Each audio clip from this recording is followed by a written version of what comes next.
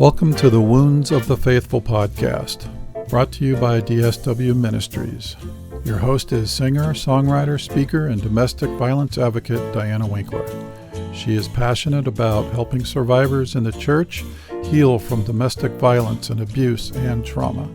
This podcast is not a substitute for professional counseling or qualified medical help. Now, here is Diana.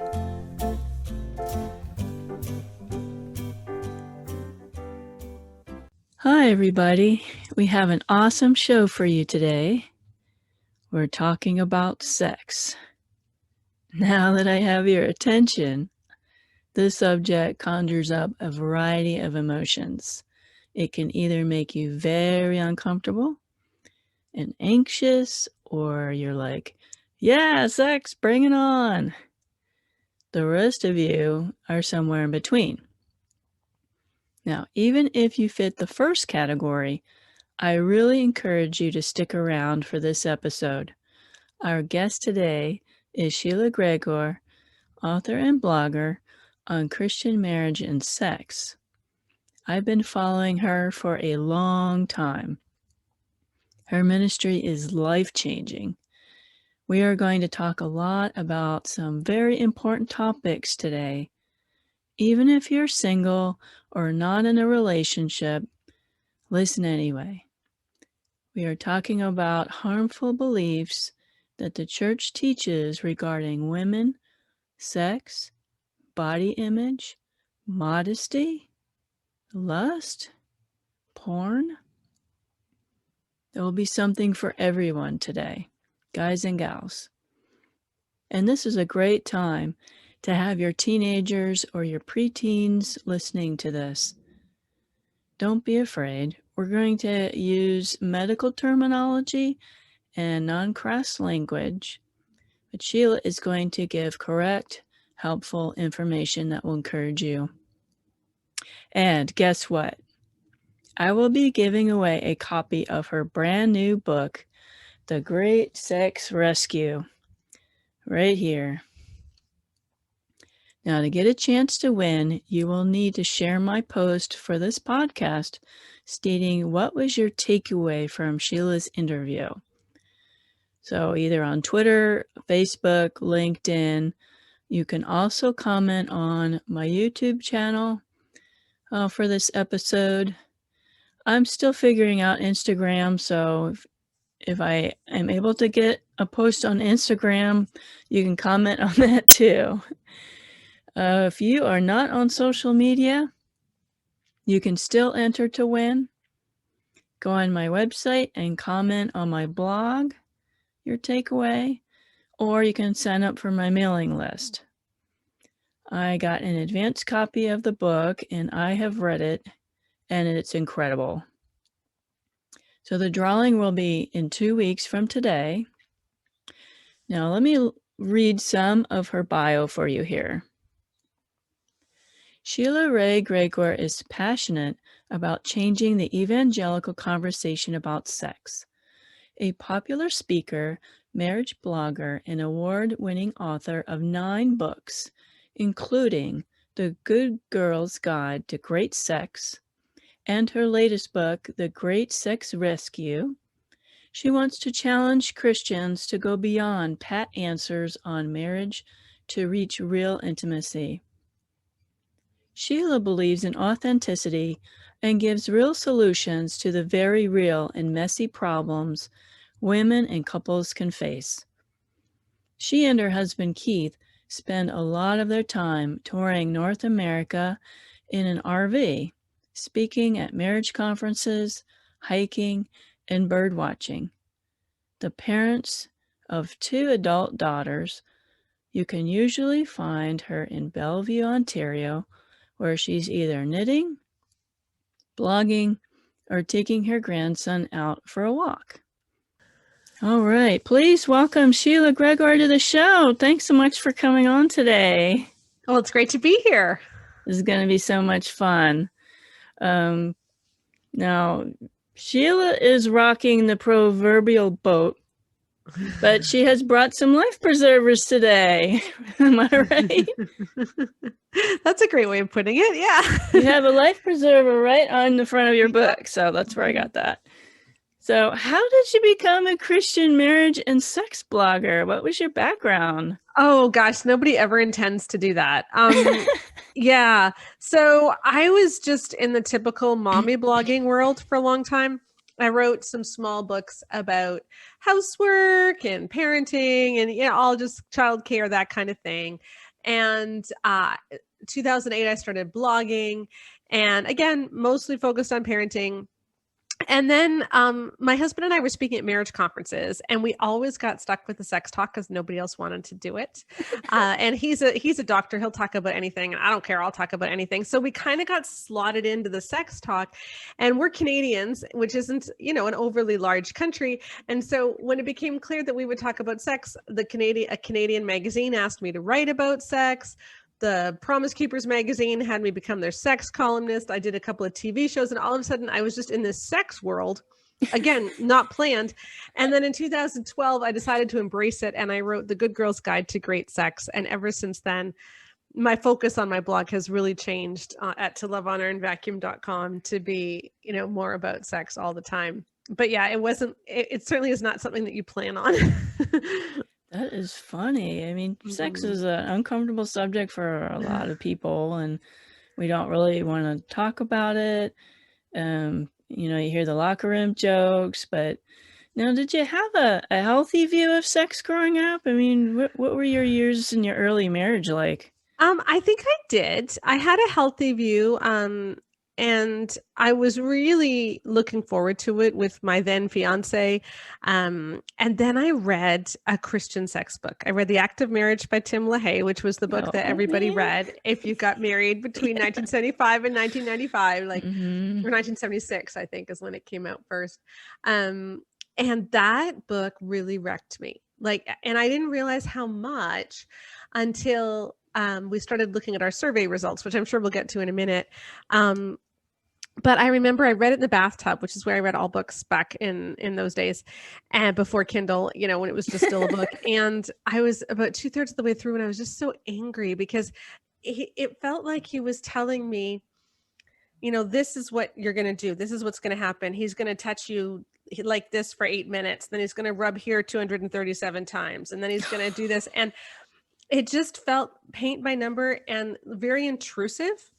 And I had been looking forward to sex, but I had been looking forward to it as something which I discovered with my then fiance. And it became this thing that was going to be done to me. And I remember thinking in my head, nobody has the right to just touch me without me saying yes. And I went all cold, and I ended up drowning the book before I even finished. So I just held it under the water, and then I threw it out.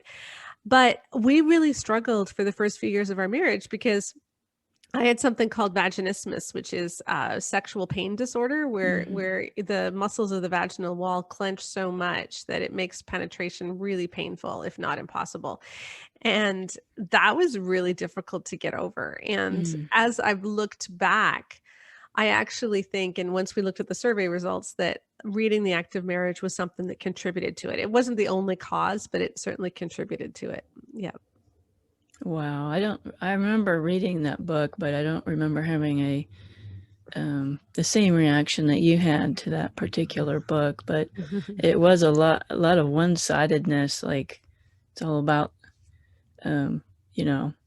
his pleasure, not a whole lot about ours, gals. So, we're just going to throw the church culture under the bus pretty quickly on this episode. How has the church dropped the ball or failed in the area of human sexuality in the Bible? I think we've really distorted sex from what the Bible says. Like, if I were to say, if I were to ask someone, did you have sex last night? The chances are you're picturing something very specific. Like, you think what I'm asking is, did he put his thing into her and move around until he climaxed, right? Like, we're picturing intercourse. But if you take that as the definition, she could be lying there counting ceiling tiles. She could be making a grocery list in her head, and that would still count as sex.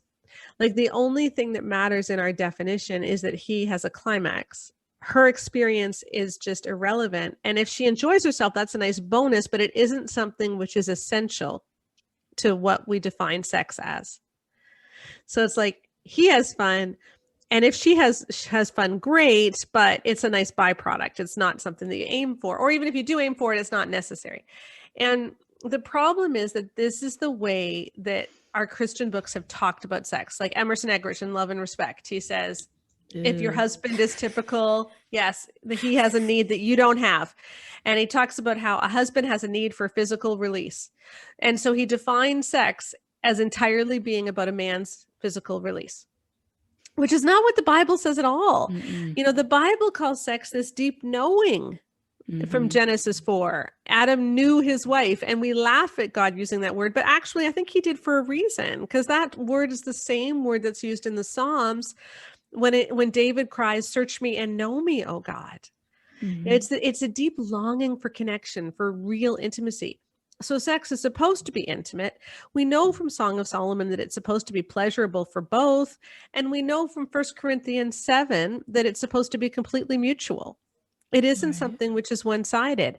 And yet the way that the majority of our evangelical books talk about sex, it's something that he needs and she has to provide. And this mutuality and this intimacy is totally missing. Yeah, totally. And you did this huge research for your book. And what did you find when it comes to women and sexual satisfaction in marriage? Yeah, so what we did was I got really sick of reading these best-selling books and seeing what I thought were really unhealthy teaching, because I feel like in the church we argue about doctrine a lot and we argue about teaching and we don't get very far because we talk past each other. So we decided we were going to take it beyond just doctrine and teaching and look at the data, like what actually happened. So we surveyed 20,000 women. Like this is the largest survey that has ever been done in the Christian world. Okay. And I took the survey. Thank you very much. And it was long, wasn't it? Yeah. It was seriously And my husband, I long had my survey. husband do it too. So yeah. Yeah, we did a men's one afterwards as well. So like this was a long survey. Like it took about 25 minutes. And if you were divorced, it took even longer. So, you know, like this is a long survey. We had 20,000 women fill it out. And what we were really measuring is how believing certain things, believing certain common evangelical teachings, how do those things impact women's marital satisfaction and sexual satisfaction? And we found that there's a lot of common teachings that cause women's sexual satisfaction to plummet and rates of sexual pain to skyrocket. So it's not a pretty picture.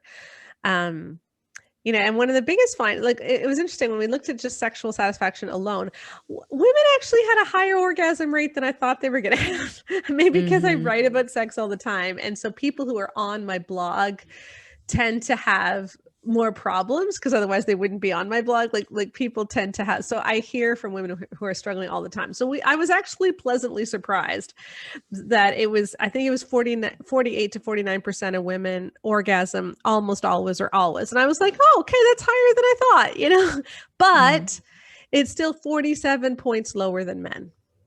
Yeah. So we have a 47-point orgasm gap. And that there's no reason for that. There's always going to be a slight gap, I think, because women, we do tend to be more hormonal. Like our hormones influence our sex drives and libidos quite a bit. And so, you know, there's always going to be that gap, but it's not going to be 47 points. It does not need to be that high. And so we need to talk about this, because it seems like in the church, the big problem, like if I asked on Twitter and Facebook, which message have you heard more often? Do not deprive your husbands, or women's sexual pleasure matters. And you know what the answer is going to be, right? Yeah, 95% to 5%. 95% do not deprive your husbands. So we're talking about frequency, but we never talk about women's pleasure. I'm pretty fortunate in my current marriage that we have a healthy and mutually satisfying relationship and sex life. It's mostly we're sick, dealing with health issues, or we're just tired. But my first marriage was abusive, and the tables were flopped. He didn't have any desire to be intimate with me, and so it was kind of like a desert for 13 years, you know. Yeah. And so I see on your blog folks just like me that went through that. So yeah, that's why I was interested in the survey, because it's like I can't be the only one that went through that. The wedding night and stuff. Now, most people don't believe that somebody can be raped in marriage. Tell us more about consent that you just mentioned. Yeah, so one of our big things that we found is that our Christian books do not address consent or marital rape at all, or if they do, they address it in a really bad way. So we surveyed 20,000 women, but we also looked at the 10 best-selling marriage books and the 6 iconic sex books. And then 3 of the best-selling marriage books just didn't talk about sex, so we excluded them from our study. So we had 13 Christian evangelical books on sex and marriage. And then we looked at the best-selling secular book, which is John Gottman's 7 Principles for Making Marriage Work. And of those books, only one of them had a robust conversation about consent. And I bet you could guess which one it is. Yours? It's Gottman's. Well, we excluded all of my books too. But John Gottman, the secular book, dealt with consent really well. Yeah. I read a lot of secular books growing up. I thought they were really good. Yeah, the Christian books did not. Now, Boundaries in Marriage does talk about boundaries really well, and how it isn't okay,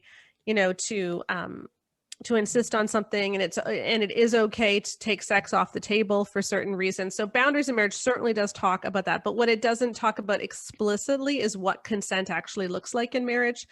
But it did do a fairly good job. Like, of all the books, it did the best job. So I don't mean to say that they were all terrible. But in general, we just don't even use the word consent. Mm-mm. And in fact, a lot of books that we looked at actually had incidences of marital rape, and they weren't even called anything bad. Like Willard Harley in His Needs, Her Needs was talking about this one guy, 32-year-old executive, who complains that his wife has no libido.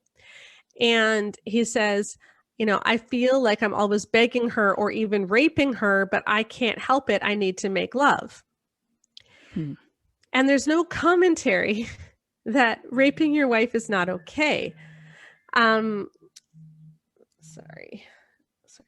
Like, raping your wife is not okay. And you can't just throw that line out there and then not say anything about it.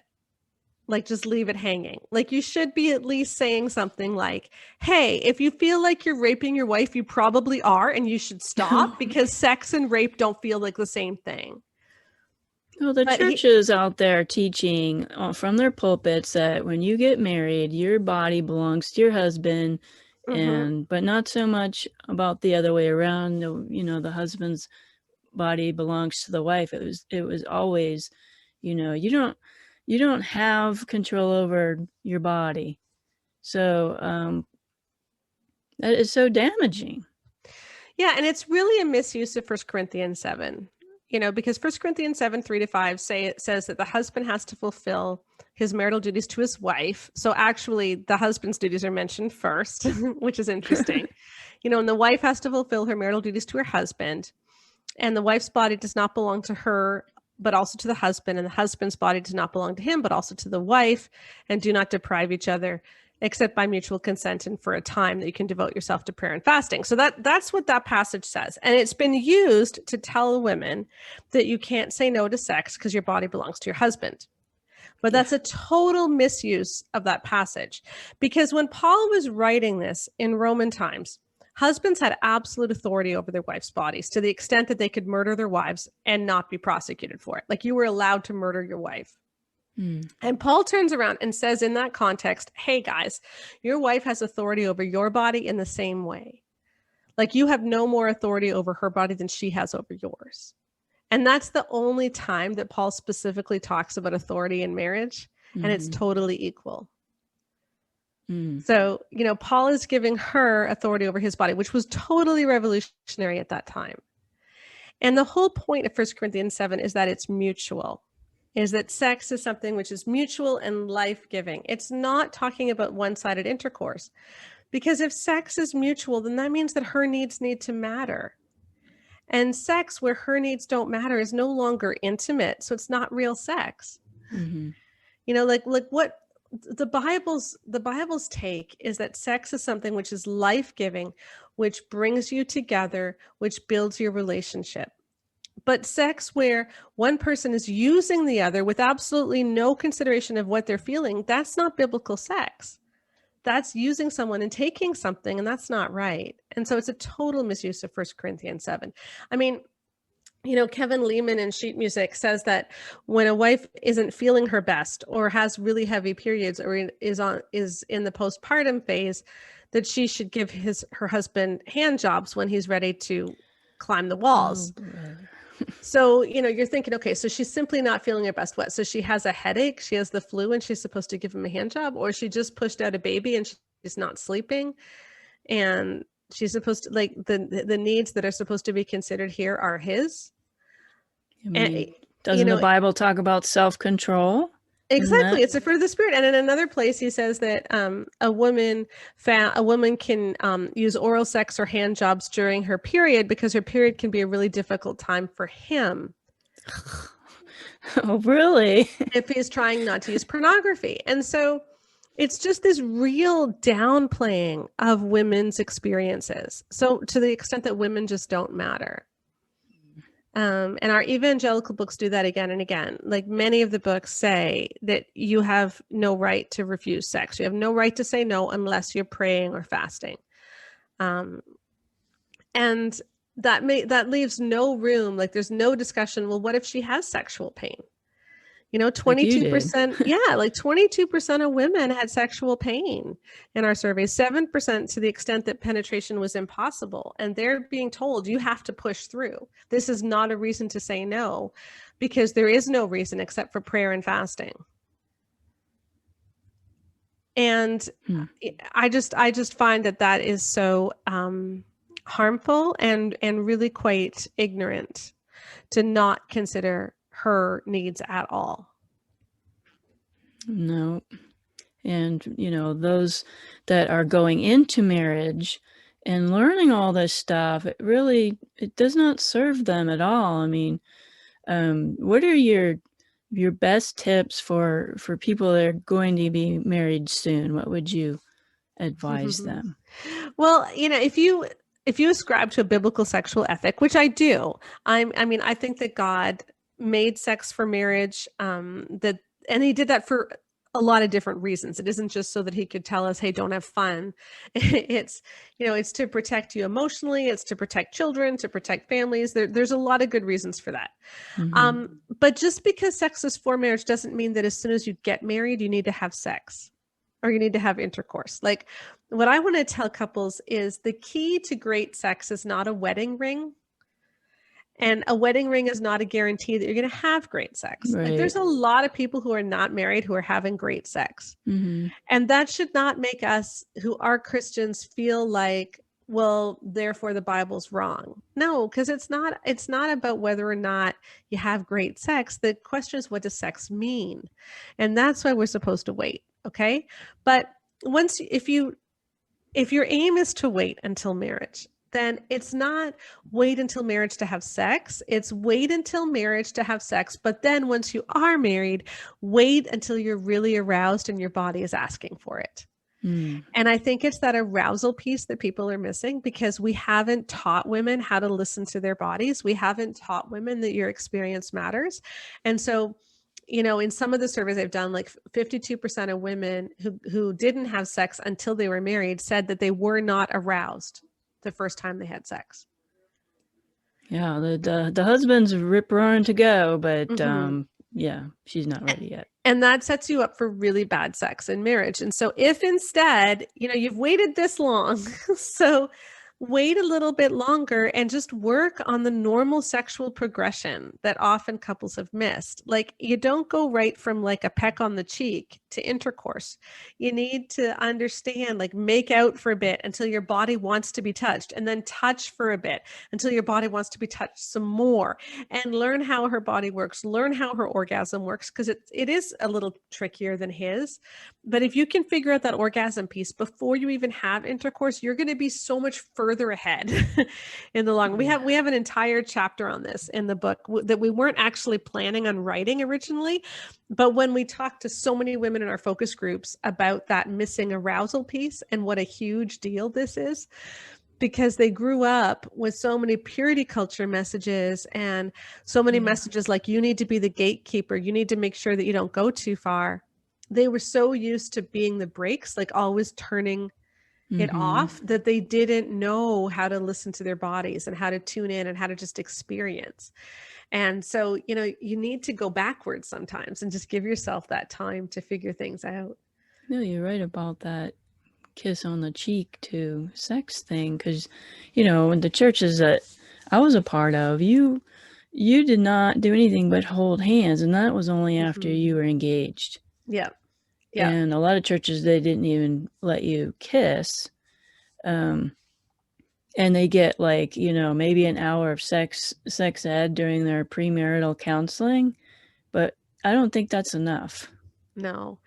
You know, and interestingly, we asked about the whole kissing before marriage thing. And if you were over the age of 60 and you took our survey, like 99% of women kissed before marriage. But if you were under the age of 40, it was only like 92%.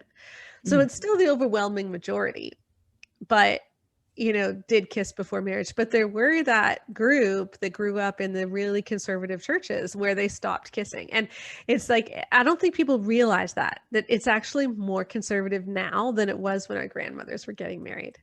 Wow. But that's really surprising. Yeah. You know, how does previous sex experience, let's say they're not virgins. What does previous sex experience play a part in shame? What can we do about that? Yeah, I think that it does. Now, we didn't actually measure previous sex experience and how that affects your sexual pleasure today, because, you know, I did this project with my daughter and a family friend who is an epidemiologist and a statistician, and my daughter was trained in psychometrics at university, or the survey development. And they were really adamant that they didn't want to contribute to purity culture. No. So we didn't run the data. We have the data. We have the numbers. Joanna's just never run it. And she's kind of refusing to, which is fine. I understand. Because we didn't want to add shame. Like, you know, we didn't want to say, yeah, if you wait until marriage, your sex life's going to be better, because we were afraid, well, people already feel so much shame, we don't want to add to it. So we didn't actually look. But it is really true that a lot of people feel like they're tainted goods now if they did have sex before they were married, or even worse, if they were sexually abused, and that now they're damaged goods. And then again, that just stops you from being able to relax. It stops you from being able to experience. It can stop you from feeling like you even are owed sexual pleasure. And we can see how those kinds of messages can really hurt women. Yeah, we have a lot of survivors listening today, and they're wondering how they can heal from abuse and work towards a good sex life. And how can spouses help with that? Is there anything we can do? Yeah, I think, well, first of all, and I'm sure you say this a lot, so I'm only repeating what I'm sure that you're already saying is, you know, if abuse is part of your past, if trauma is part of your past, you know, please seek some help, because there is help. And there's wonderful trauma therapies now. And I think that's so important to access, is to get, you know, licensed help, people who are trained in trauma therapies and can help you walk through that.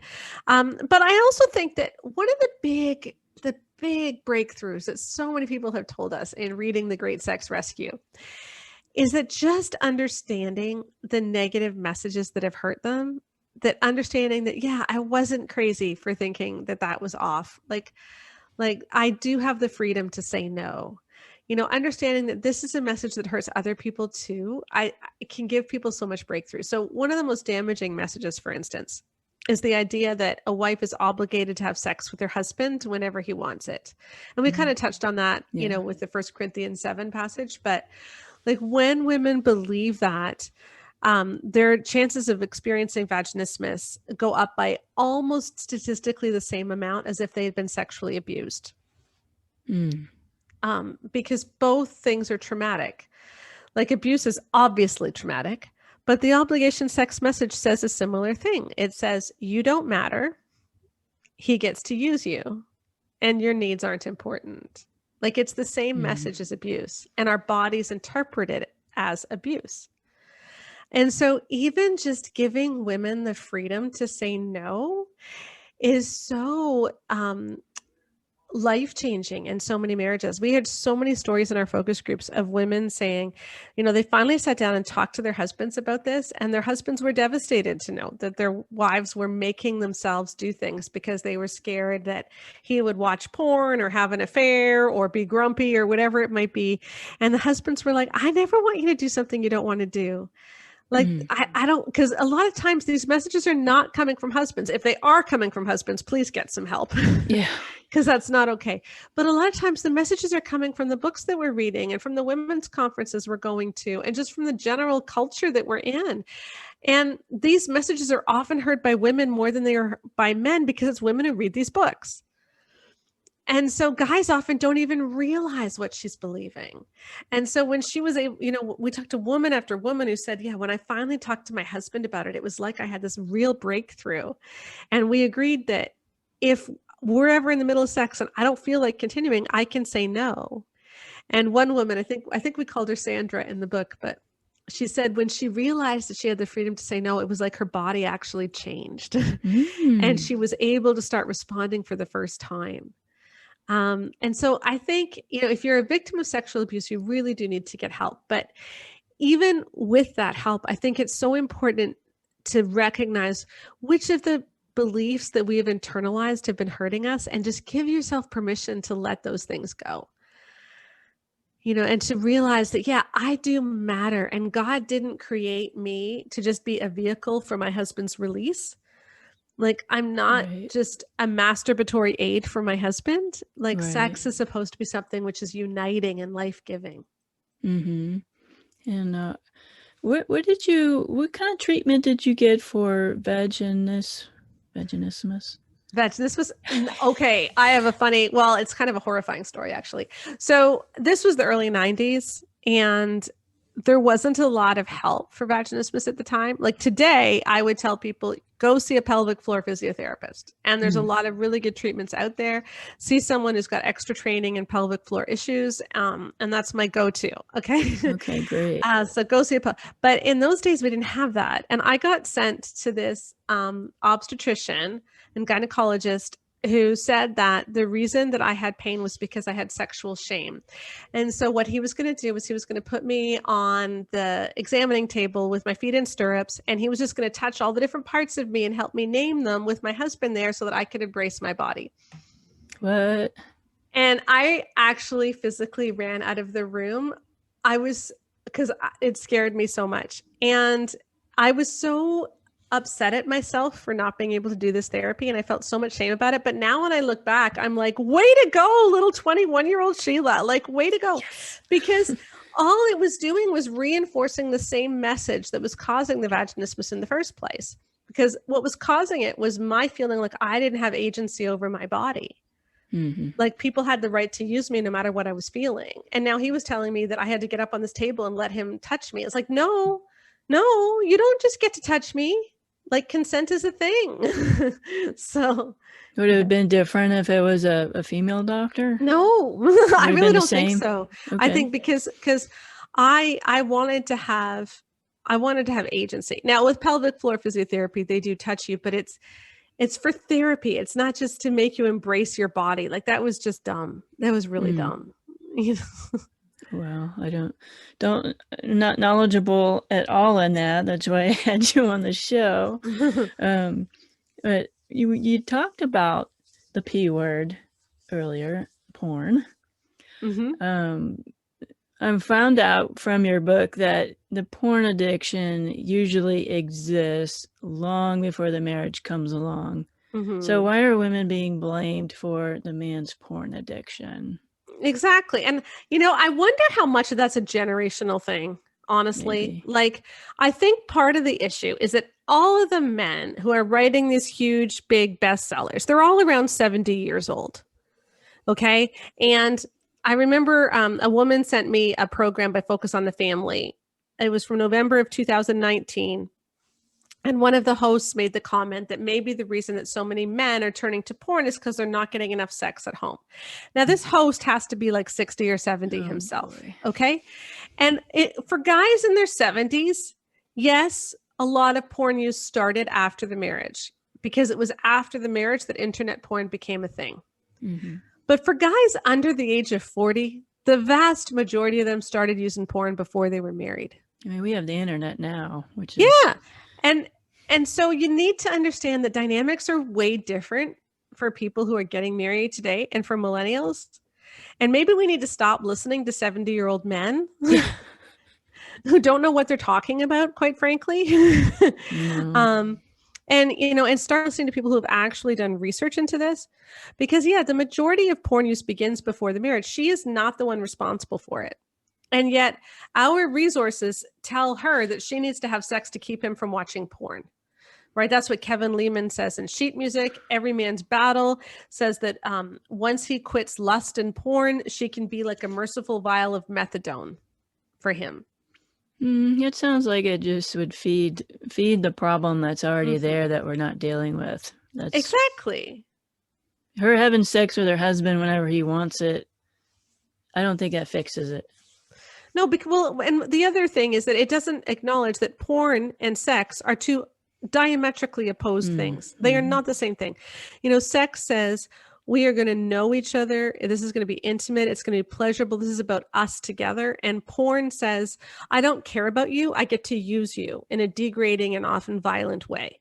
So your needs don't matter. In fact, if you have needs, that's a turnoff. So, porn is all about using someone, and sex is about knowing someone. They're not substitutes for one another. And when they become substitutes, it's because he is treating sex the way he treats porn. He is treating sex like a way to use her and to disregard her needs. And that's very common in all too many marriages. But if that's the way it's happening, that is not real sex. That is not biblical sex. And she has... it would actually be a good thing if she says, I want to make love to you. I want to have amazing sex with you, but I will no longer be used. And so if all you're going to do is use me, that is not going to happen anymore. Amen. I think that porn is adultery, and I believe that is grounds for divorce. Is that your viewpoint on that, or? Yeah, I mean, I think that every case is different. And I think, I've known a lot of marriages that have actually recovered from porn use, but they only recover when he is really willing to do the hard work. And he realizes that you can't quit porn by just transferring your sexual energy to your wife, which is what Every Man's Battle talks about. The way that you quit porn is by recognizing why you turn to porn. Like Michael John Cusick in his book, Surfing for God, which is a really good book about this. He says that porn allows men to feel strong without having to be strong. And so, guys will turn to porn because it builds up their ego and it makes them feel like they're strong, like they're a man, but they haven't actually had to act strong or like a man. And so it just contributes to all this woundedness, and you hide and you have all this shame. And until you deal with that stuff, you're not going to be able to get over this. And so you have to be willing to really open up, to let people in, to say, yeah, I am really broken. I'm really messed up. I have really messed up. I have hurt everybody. I'm not a powerful guy. I'm really weak, and I need to look at this. And until he's willing to do that, it's not going to get better. I mean, some people believe that using porn doesn't hurt anybody and it's better than having an actual physical affair. I don't know. I'd rather my husband cheat on me with an actual woman than be addicted to porn, because I can't compete with that screen, Yeah. Well, the other thing is an actual woman would presumably be consenting. The majority of porn is not consensual. So when you're Right. watching porn, you are masturbating to somebody getting raped. Yeah. And that's the other thing, is that it's no longer just vanilla sex. It is like, raping little girls. It's animal stuff. It's, torture, and it's no longer just, okay, the stuff that was out there when I was a teenager. They had Yes. the scrambled nighttime sex shows that Yes, I remember that too. I remember that too. if you just kind of tilt your head a certain way, you could see Yeah. something. But yeah, I don't think that they're the same. They're the same thing from what we were dealing with before and what we're dealing with now, where sex is everywhere, and you can get the stuff on your smartphone and any tablet and TV and computer. It's everywhere, and it almost seems inescapable. And one of the things, that's another belief that we found too, is the belief that she needs to have sex to keep him from watching porn is also really widespread, but it's also very associated with bad sexual outcomes for her. So when she feels like, I need to have sex to keep him from watching porn, her arousal levels go down, her trust in her husband goes down, her marital satisfaction goes down, all kinds of things. So let's talk about modesty. I think we talked about the purity culture, but really popular in Christian circles is talking about modesty, that we have to, wear our dresses down to our ankles and not wear pants, and, wear almost, your collar up to your top of your neck. I'm a pretty modest individual to begin with, but a lot of the churches, they're talking about that it's the woman's fault if she's wearing something like shorts or maybe a tank top, that it's her problem. She's the one that's making the men lust after her. Yeah, and that's a very prevalent teaching, in that we need to teach our girls how to dress so that they don't cause their brothers to stumble and all that stuff. But the problem is that as soon as you blame a woman for a man's sin, then you really you excuse what he is going through, and you cause a lot of shame to her. And really, it doesn't matter what women wear. If he's going to lust, he's going to lust. I did this blog post a while ago. What were you wearing when you were sexually harassed at church as a child? Because so many women had stories of being a young teenager and having some elder make some gross comment to them, or some guy. And it was always, I was wearing a long flowery dress. I was wearing sweatpants, like whatever. It doesn't matter what you're wearing. If they're going to be gross, they're going to be gross. But the problem is that by doing this, by saying that men are going to lust, we normalize lust, and we normalize the idea that a man can't relate to a woman without sexualizing her and objectifying her.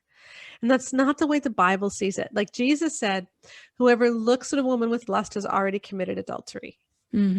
So he put the blame entirely on the man. Yeah. And he said, if you lust, you need to cut out your eye. So it wasn't that you need to do something to the woman. It was that you need to do something to yourself. Like, he put the blame entirely on the man, and yet we tend to put the blame on the woman. And when we put the blame on the woman, we are assuming that he is incapable of seeing her as anything other than a sexual object. And that is the root of a lot of our problems. I mean, it's not what she wears. It's the fact that we're over sexualizing all of their relationships between men and women. Right, and because there are definitely some modest people out there that they still get assaulted and harassed and raped. We got, the Middle East, they're covered from head to toe. Those women aren't treated any better.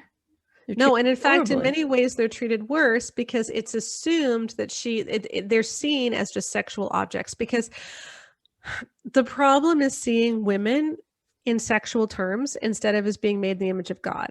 And when you talk about women as stumbling blocks, you see them as sexual terms, like the whole way that every man's battle treats lust, that you have to bounce your eyes away from the woman. And they talk about this like it's honorable, like in For Women Only, Shanti Feldon talks about how honorable it is for a man to wrench his head away and refuse to look at a jogger in Central Park. Or her book Through a Man's Eyes describes how honorable it is that a man would turn his chair away from a coworker so that he wasn't looking at her. That's not honorable, because all that's doing is still seeing her in the same way that lust does. Like what lust says is you exist as a series of body parts. Well, when you bounce your eyes and wrench your head away, you're saying, yeah, you exist as a series of body parts. The only difference is where your eyes are going. You're still agreeing with the definition of women. What Jesus does, Jesus didn't refuse to look at women. What Jesus did was he decided to truly see women. And that's the difference, is to see women as whole people made in the image of God. Absolutely. We were watching Wonder Woman the other day, and I had commented to my husband. I said, that Gal Gadot, she is one beautiful woman, and he said, yeah, she's definitely a beautiful woman, and I wasn't upset about that, because it's okay to notice the beauty of God's creation. Is a different thing to, lust after somebody or treat that person as a sex object. I think I've read in your blog talking about that all the time. There's nothing wrong with noticing a handsome man or a beautiful woman. That's totally different. Yeah, noticing is not lusting, and sexual attraction is not a sin. The problem is when you look with deliberate intent to lust. Watching Wonder Woman, my husband says he likes Robin Wright better in that first movie where she's an Amazon because she's more age appropriate. He says, but but yeah. Love it. What I like about your book are the actionable steps at the end of each chapter. How to take our toxic thinking over here and turn it into a healthy perspective over here. So you've got all these exercises you can do with your spouse. Give us some examples of those in your book. Yeah, well, so one of the toxic teachings that we found was really highly correlated with all kinds of really terrible things, was the idea that all men lust, it's every man's battle. And so we said, okay, let's rescue and reframe that saying. Instead of saying all men lust, why don't we say many people lust? Many people struggle with lust, and often men more than women, but many women too. But it's not a battle that you can't overcome. The Holy Spirit is enough for you. And the way that you defeat lust is by choosing to see others as whole people made in the image of God. And that's a much better message than just all men struggle with lust. And that's another one of the problems that we have with so many of our books, is that they do everything in gender stereotypes. Right? Men want sex, women don't. Well, it's not actually that easy. Like 58% of marriages, yeah, he has the higher sex drive. But in 20%, she does. And in just over 20%, they're shared. Like this idea that only men have a high sex drive is just really not, it's just not true. And yet they all talk about how, like, yeah, if your husband is typical, he has a need that you don't have. And that's just not so many people experiences. So, but yeah, like we talk about how men are visual, women aren't. Well, increasingly brain studies are showing that's not true. Men lust, women don't. Again, increasingly brain studies are showing that many women struggle with this too. Men have a sex drive, women don't. Not true. And so the more we talk about it in gendered terms, the more we just miss out on what's really happening in so many couples' lives. Yeah, my husband jokes about me and Hugh Jackman. So yeah, he's great. He thinks I dream about him, but I'm like, no, I really don't, to be honest with you. But yes, I do admire his talent. So let's talk about our young people here, because I did encourage folks to let their kids listen or their teens listen. How can we teach kids about sex without dying of embarrassment. Well, I think it's important that parents realize that it's okay to be awkward. I think often we don't have the conversations because we think we can only have these conversations if we don't feel awkward. But sometimes stuff just is awkward, and that's all right. Like kids know it's awkward. They're not going to be all weird if you're awkward. Just embrace the awkwardness. Like it's totally okay. But I think the other thing is we need to stop talking about things as like this is a sin, and we need to start explaining the why. Mm-hmm. Like, why does God want sex for marriage? Why is porn bad? Like, porn isn't bad just because it's a sin. Porn is bad because those are real people being abused. Mm-hmm. And porn is bad because it distorts your view of sex. And porn is bad because it can become a negative coping mechanism for you. So when you're bored, when you're stressed, when you feel rejected, when you feel lonely, you watch porn instead of learning how to deal with those feelings in a healthy way. So it can stunt your emotional growth. Like porn's bad for all kinds of reasons. And I think if we talk about those reasons, rather than just saying, don't watch it, we'd get further ahead.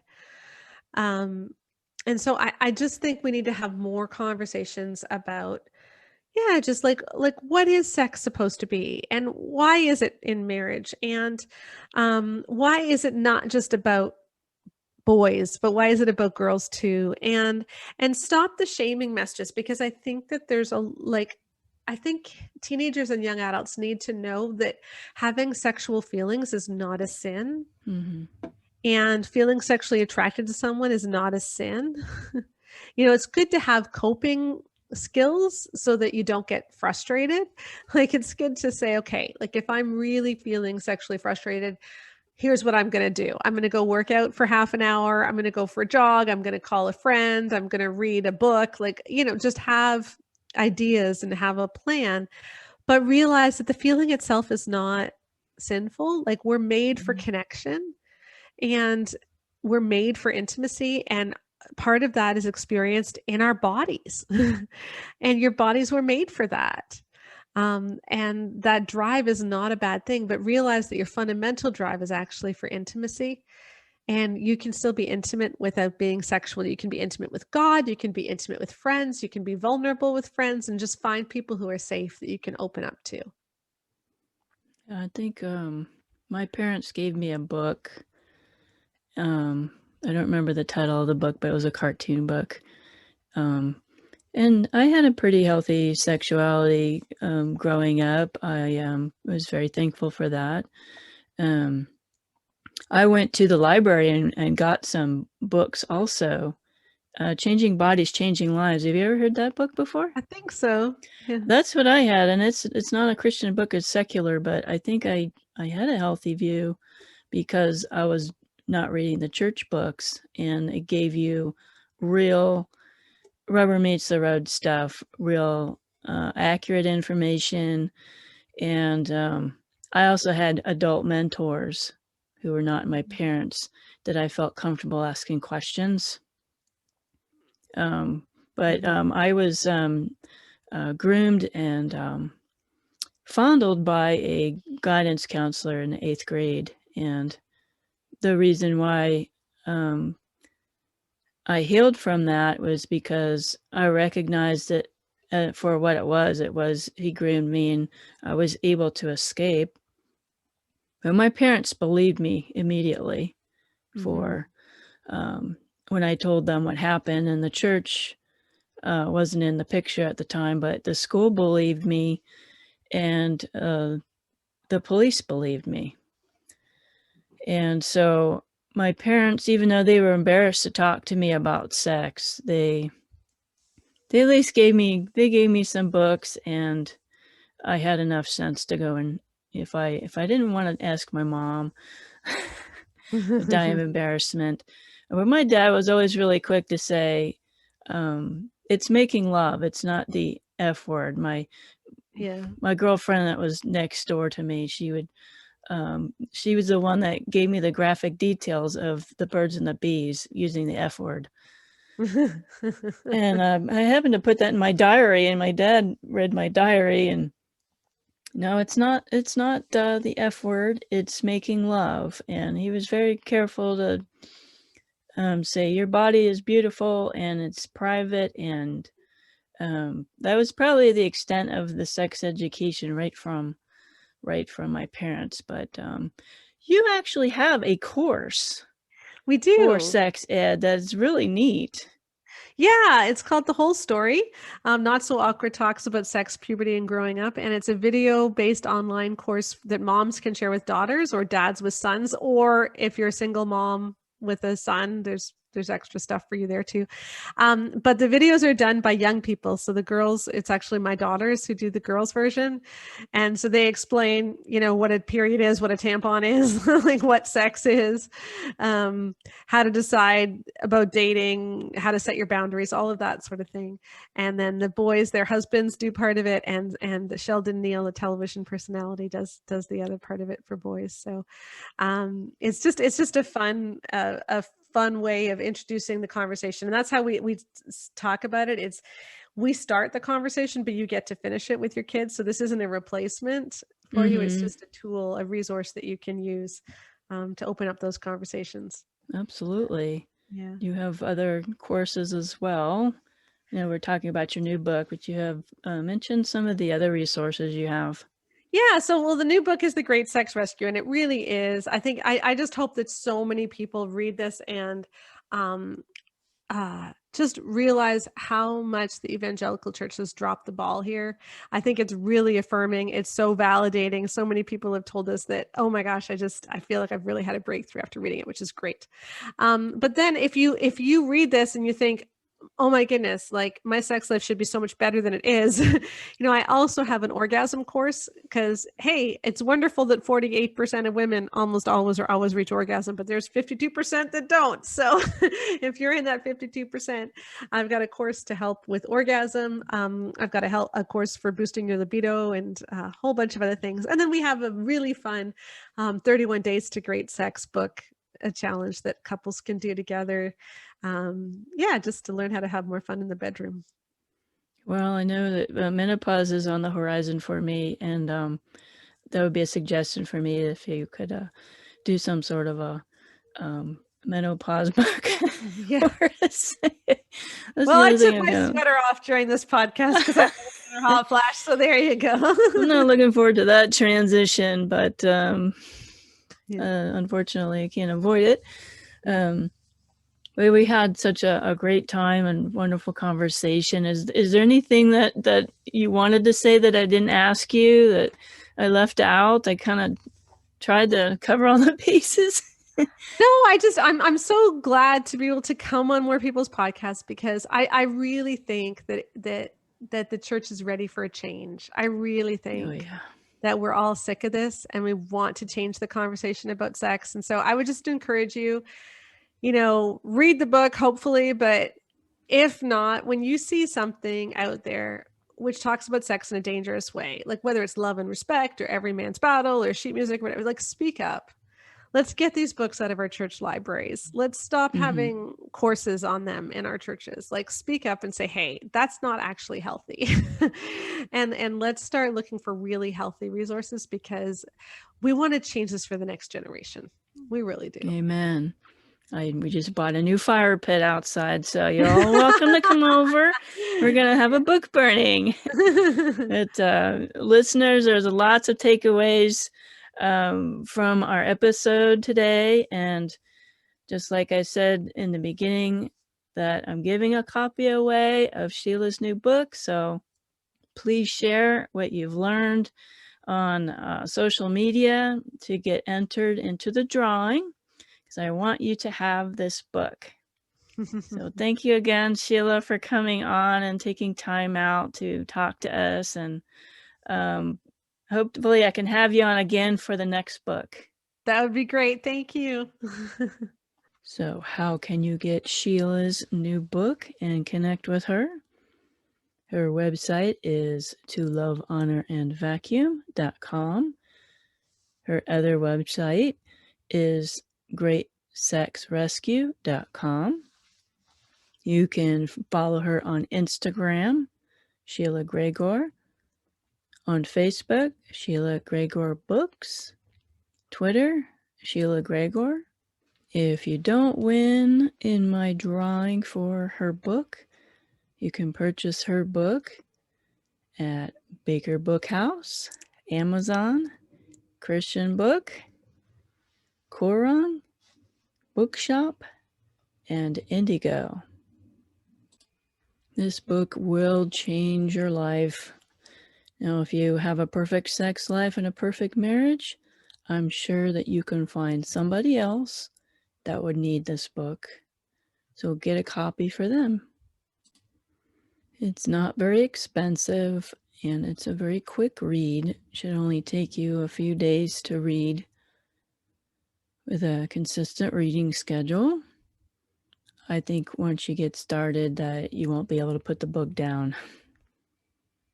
This is really an excellent resource.